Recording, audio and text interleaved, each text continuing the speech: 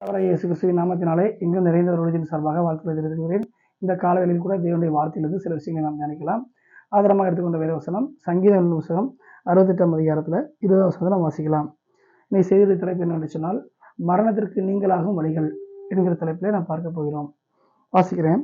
நம்முடைய தேவன் ரட்சிப்பை அருளும் தேவனாக இருக்கிறார். ஆண்டவராகிய கர்த்தரால் மரணத்திற்கு நீங்களாகும் வழிகள் உண்டு. இந்த வசனத்தை மையமாச்சு தான் இன்னைக்கு நம்ம என்ன செய்ய போகிறோம், தியானிக்க போகிறோம். இன்னைக்கு செய்தியோட தலைப்பு என்ன சொன்னால், மரணத்திற்கு நீங்களாகும் வழிகள்னு சொல்லி பார்க்குறோம். அப்போ மரணத்திற்கு நீங்களாகும் வழிகள்லாம் என்ன அப்படின்னு பார்க்கும்போது, மரணம் அப்படின்னா இந்த சரீர பிராண மரணம் சொல்லி எல்லாரும் நினைப்பாங்க. அது மாத்திரமல்ல, ஆவிக்குரிய மரணம், ஆத்ம மரணம், அதுக்கு அடுத்தபடி தான் சரீர மரணம் சொல்லி 3 வகையாக இருக்குது. அப்போ உள்ளான ரீதியில் பார்த்தீங்கன்னா, மரித்து போன ஒரு சூழல் வந்தாலும் அது ஒரு மரணம் தான். நம்ம வெளியில் உடம்பு நடமாடிட்டு இருந்தாலும் உள்ளான ரீதியில் ஆத்மா செத்து போனாலும் அது ஒரு மரணம் தான். அப்போ மரணத்திற்கு நீங்களாகும் வழிகள்னா, மரணம்னா அது என்னென்ன வகை அப்படின்னு பார்த்தோம். அடுத்து நீங்களாகும்னா அதிலிருந்து விடுவிக்கப்படக்கூடிய நிலைன்னு அர்த்தம். நீங்களாகுதல் வந்து விடுவிக்கப்படுதல் அப்படின்னு அர்த்தம். அப்போ இன்னைக்கு நான் பார்க்குற தலைப்புக்கு ஏற்ற மாதிரி மரணத்திற்கு நீங்களாகும் வழிகள்னு சொல்லி பார்த்தோம். மரணம் என்ன, நீங்களாகுன்னா என்னன்னு பார்த்தோம். அந்த மரணத்திற்கு நீங்களாகக்கூடிய வழிகள் அப்படின்னு பார்க்கும்போது, அந்த வழிகளை கொடுக்கக்கூடியவங்க மனுஷங்கள்ல, அதிகாரிகள் அல்ல, உயர்ந்தவங்க அல்ல, பெரியவர்கள் அல்ல. அந்த மரணத்திற்கு நீங்களாகக்கூடிய வழிகளை கொடுக்கக்கூடியவர் யாருன்னா, ஆண்டவரை இயேசு கிறிஸ்து மாத்திரம்தான். கர்த்தராகிய தேவன் மரணத்திற்கு நீங்களாகக்கூடிய வழிகளாய் அவர் வைத்திருக்கிறார். அது என்ன அப்படின்னு பார்க்கும்போது, அவருடைய விலையேற பெற்ற ரட்சிப்பு, அது விலையேற பெற்ற விசுவாசத்தின் காரியம். ஆண்டவராகிய இயேசு கிறிஸ்துவை எந்த மனுஷியும் சொந்த இரட்சகராக ஏற்றுக்கொண்டு என்னுடைய பாவங்களுக்காக அடிக்கப்பட்டார், நொறுக்கப்பட்டார், பிற்கப்பட்டார் சொல்லி அவங்க மனம் திருந்தி அவரை ஏற்றுக்கொண்டு உள்ளான ரீதியில் ஏற்றுக்கொள்கிற அந்த அனுபவத்தில் வரும்பொழுது, அவங்க எப்படிப்பட்ட மரண கண்ணிகளை சிக்கி இருந்தாலும், நித்திய மரணத்திற்கு அதாவது நரகத்திற்கு குறிக்கப்பட்டவர்களாக இருந்தாலும் கூட, அந்த ரட்சிக்கப்பட்ட அந்த ரட்சிப்பு, ஆண்டோடைய இரத்தத்தின் மகிமை, அந்த விசுவாசத்தின் காரியம் அவர்களை நீங்களாக்கி விடும். இன்னைக்கு அநேகர் என்ன செய்றாங்க, மரணத்தின் பாதையில ஓடிட்டு இருக்கிறாங்க. செத்துருவோமா இல்லையா, இல்லை என்ன பண்ணன்னு தெரியலையே, முடிவை நோக்கி போயிட்டு இருக்கிறாங்க. செத்து போனால் நல்லா இருக்குன்னு நினைக்கிறாங்க. அப்படிப்பட்ட ஒரு மோசமான சூழ்நிலையில இருந்து விடுவிக்கக்கூடிய ஒரு வழி இருக்குது.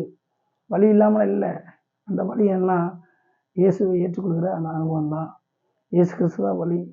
அப்போ ஆண்டவரை இயேசு கிறிஸ்துவை ஏற்றுக்கொண்டு அவரே எனக்கு எல்லாமே சொல்லி முன் வரும் பொழுது, எப்படிப்பட்ட மரண கட்டுகளாக இருந்தாலும் உடைக்கப்படும், எப்படிப்பட்ட மரணத்தின் காரியமாக இருந்தாலும் நீக்கப்படும், எப்படிப்பட்ட மரணத்தின் காரியமாக இருந்தாலும் விடுவிக்கப்படும். சரீர மரணம் மாத்திரமல்ல, ஆத்ம ரீதியான மரணமாக இருந்தாலும் சரி, ஆவிக்குரிய மரணம் சரி, கர்த்தர் அவைகளிலிருந்து விடுவித்து அவர் காப்பாற்ற போதுமானவராக இருக்கிறார். அதான் இங்கே சங்கீதத்தில் 68 வாசிக்கிறோம். நம்முடைய தேவன் ரட்சிப்பை அருளும் தேவனாக இருக்கிறார். அவர் யார் கெட்டு போகணும்னு நினைக்கல, ரட்சிப்பை கொடுத்து, அதாவது மீட்பை கொடுத்து காப்பாற்றக்கூடிய தேவனாக இருக்கிறார். மரணத்திற்கு நீங்களாகக்கூடிய வழிகள் தேவனாகிய கர்த்தரால் உண்டு. அநேக என்ன செய்வாங்க, உலகத்தில் பார்த்தீங்கன்னா சொல்லுவாங்க, அவங்க அங்கே போனால் இது ஆளை கொண்டு போடும், இல்லை இங்கே போனால் ஆளை கொன்றுவாங்க, இல்லை இப்படி போனால் ஏதாவது செஞ்சிருவாங்கன்னு சொல்லுவாங்க. தேவன் அப்படி அல்ல, இயேசு அப்படி அல்ல. அவர் காப்பாற்றக்கூடியவராக, மரணத்திற்கு விடுவிக்கக்கூடியவராக தான் இருக்கிறார். ஆகவே தான் அவர் இந்த பூமிக்கு வந்து தன்னையே ஜீவ ஒளியை ஒப்பு கொடுத்து சிலுவையில் உயிரை கொடுத்தார், மரித்தார், அடக்கம் பண்ணப்பட்டார், 3 நாள் உயிரோடு இருந்தார், மீண்டும் வரப்போகிறார். அப்போ அவரை ஏற்றுக்கொள்ளுகிற ஒவ்வொருவருக்கும் எப்படிப்பட்ட மரணக்கட்டுகளாக இருந்தாலும் அவைகளிலிருந்து விடுவிக்கக்கூடிய பவரை அவர் கொடுப்பார். ஆகவே இந்த செய்தி கேட்டுக்கொண்டிருக்கிற ஒவ்வொருவரும் தெரிந்து கொள்ளக்கூடிய விஷயம் என்னன்னு சொன்னால், கடன் பிரச்சனை நெருக்கமாக இருக்கலாம், துன்பமாக இருக்கலாம், துயரமாக இருக்கலாம், வறட்சியாக இருக்கலாம், நிம்மதியிலேருந்து தவிக்கலாம், சமாதானம் இல்லாமல் இருக்கலாம். யாராக இருந்தாலும் சரி, செத்துடலாமா இல்லை வாழ்க்கையை முடிச்சுக்கலாமா, எல்லாம் முடிஞ்சுது அப்படின்னு நினைக்கக்கூடிய ஒவ்வொருவருக்கும் சரி, மரண கட்டுக்கள் இருக்கக்கூடிய ஒவ்வொருவருக்கும் சரி, இல்லை நிறைய சொல்லுவாங்க, நீ இந்த நாளில் செத்து போயிடுவ, உனக்கு அவ்வளோதான் முடிஞ்சதுன்னு சொல்லி நிறைய பேர் சொல்லிக்கலாம், டாக்டர்ஸ் கூட சொல்லிக்கலாம். இப்படிப்பட்டவங்க யாராலும் சரி, இந்த செய்தியை கவனிக்கிற ஒவ்வொருவருக்கும் சொல்லக்கூடிய விஷயம் என்னன்னா, மரணத்துக்கு நீங்களாகும் வழிகள்னு சொல்லி பார்க்குறோம். அது இயேசு கிறிஸ்துவால தான் முடியும்.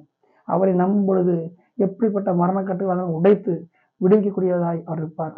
ஆகவே இந்த செய்திக்கு உங்களுக்கு கொடுத்து இந்த வார்த்தை கீழ்ப்படிந்து மரணத்துக்கு நீங்களாகக்கூடிய விடுவிக்கக்கூடிய இயேசு கிறிஸ்துவிடம் உங்கள் இதயத்தை ஒப்பு கொடுத்து, ஆண்டவரே என்னை காப்பாற்ற சொல்லி நான் முன்வரும் பொழுது அவர் கண்டிப்பாக என்ன செய்வார், உதவி செய்ய வல்லவராக இருக்கிறார்.